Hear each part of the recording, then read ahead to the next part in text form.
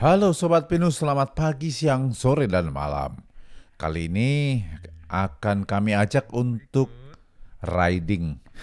Waktu itu saya dapat pinjaman motor NMAX dari Jero Mangku Dalam Suci di Dapur Bali Mule, salah satu dari rekanan Pinus gitu ya teman-teman. Nah, rencananya sih saya mau riding dari Desa Les di Buleleng menuju Denpasar. Saya mampir dulu ke pasar Desa Les seperti ini. Nggak tahu kenapa saya tuh seneng banget dengan spot itu ya. Kayaknya harus mampir dulu kayak pamit gitu ya. Nah, ada banyak alasan kenapa orang senang mengendarai sepeda motor. Kayak misalkan nih, sepeda motor tuh menawarkan rasa kebebasan dan kendali yang unik yang sulit ditemukan pada kendaraan lain, teman-teman. Jadi pengendara tuh merasa terhubung dengan jalan dan elemennya. Jadi mereka memiliki kemampuan untuk pergi kemanapun mereka mau dan kapanpun mereka mau. Selain itu memacu adrenalin dan bisa melihat ini nih waktu itu melewati kebun cengkeh. Ini aromanya pun berbeda kalau misalkan naik mobil kan kita aromanya ya kadang kalau kaca ditutup kan AC doang gitu. Nah, mengendarai sepeda motor itu bisa menjadi pengalaman yang mengasihkan terutama saat berkendara di jalan yang berkelok dalam kecepatan tinggi. Perasaan angin yang meniup rambut gitu ya. Itu adrenalin tuh bisa terpompa melalui pembuluh darah teman-teman dan bisa membuat ketagihan. Kemudian ada rasa kebersamaan yang kuat di kalangan para pengendara sepeda motor. Nah, pengendara seringkali ketemu untuk bersepeda atau bahkan apa tuh istilahnya sunmori ya, Sunday morning riding. Nah, ketika melewati jalan yang berkelok, apalagi yang sepi kayak gini ya teman-teman ya. Selama perjalanan sih memang hanya ada dua belokan, kiri dan kanan. Nah, yang paling asik adalah ketika ketemu dengan pengendara lain yang sedang membawa bawaan yang bisa kita perhatikan. Ini dia bawa apa, dia mau jual kemana, misalkan kayak gitu. Nah, terus kemudian tuh sepeda motor umumnya lebih hemat bahan bakar dibandingkan mobil, sehingga dapat menghemat uang dari para pengendara. Ya, kayak gitu. Dan motor juga membutuhkan sedikit ini ya perawatan dan tempat parkir pastinya.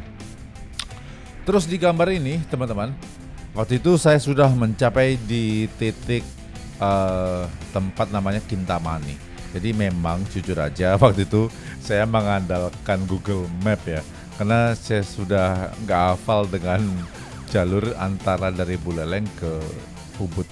Nah, saya sudah sampai di Ubud, kemudian saya harus melakukan sebuah video call dengan teman salah satu admin Tiling Tutuh, salah satu rekanan kami. Dan ternyata studionya tuh nyelempit gitu. Jadi memang nggak kelihatan dari jalan raya di Ubud. Tapi sebenarnya sisi lain yang positif adalah studio ini menawarkan sebuah privasi ya. Dan di mana tempat itu ada sebuah warung makan namanya Nine Angels Nine Bamboo. Saya waktu itu menunggu Meta untuk datang dan makan siang di sana. Di warung ini, di kedai ini mereka menawarkan menu-menu vegetarian teman-teman. Dan uniknya adalah di sini kita bayar apa ya seikhlasnya gitu. Tapi seikhlasnya yang ada standarnya ya. Jadi waktu itu ketika kita bayar secara cash dan dimasukkan ke botol kayak gitu. Nih menu-menunya seperti ini dan ya, teman-teman bisa lihat harganya nih. Harganya segituan lah ya di Ubud.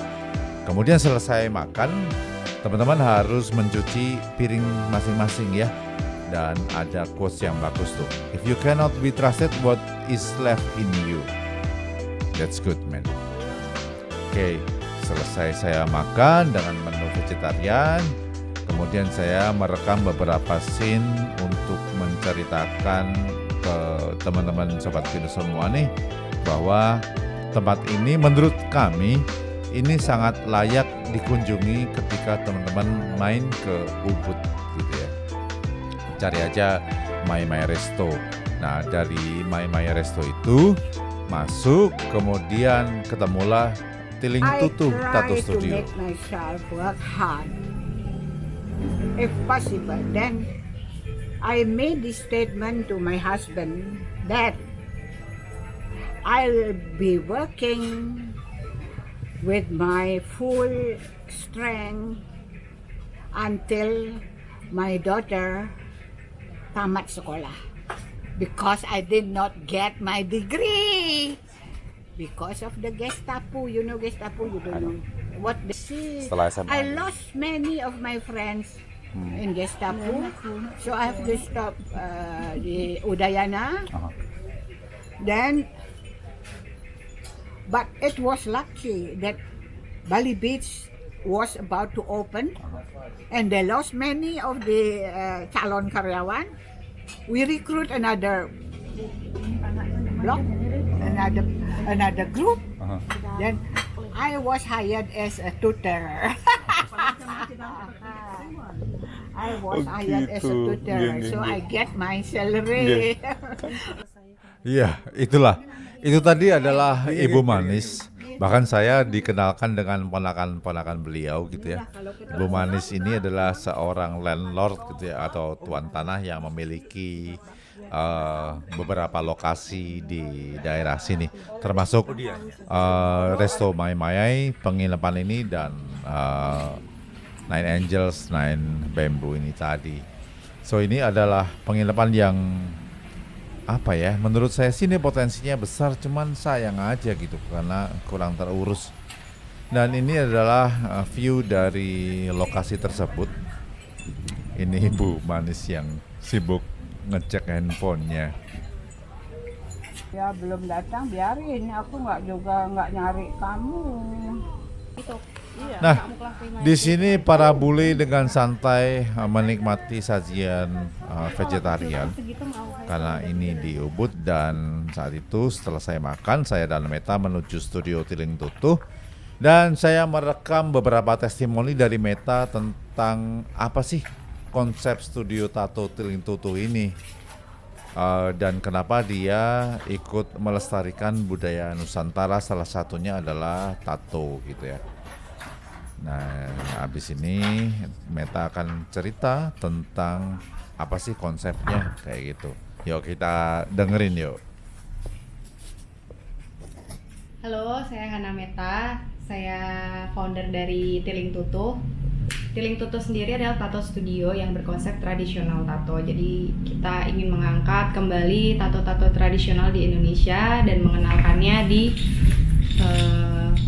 Ubud, lewat Ubud. Kenapa Ubud? Karena Ubud sudah punya karakter sendiri tentang sudah punya karakter di Bali gitu. Dan untuk market juga lebih dapat marketnya di sini. Dan untuk konsepnya sendiri ke depannya, di awalnya kita kan pakai tato Mentawai kan, memperkenalkan untuk Tiling Tutuh sendiri. Dan selanjutnya akan mencoba mengenalkan tato-tato tradisional yang lain, termasuk yang kedepannya risetnya tentang tato di Timor gitu, tentang tato tradisional untuk perempuan dan juga yang nato juga perempuan gitu, dengan histori yang menarik. Bahwa Tiling Tutuh ini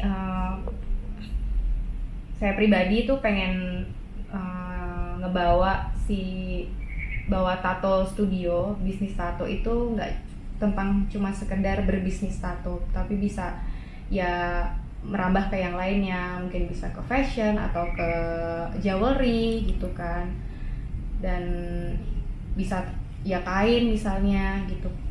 Intinya yang tentang tradisional itu bisa nantinya melebar dan bisa tentang edukasi juga kan gitu. Jadi peluangnya membuka untuk selebar-lebarnya gitu sebenarnya. Makanya untuk kerjasama ini ya sangat sesuai dengan apa yang jadi keinginan kami di Tiling Tutuh gitu.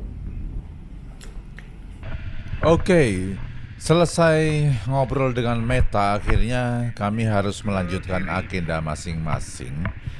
Waktu itu saya langsung menuju ke Denpasar dan Meta nggak tahu harus kemana.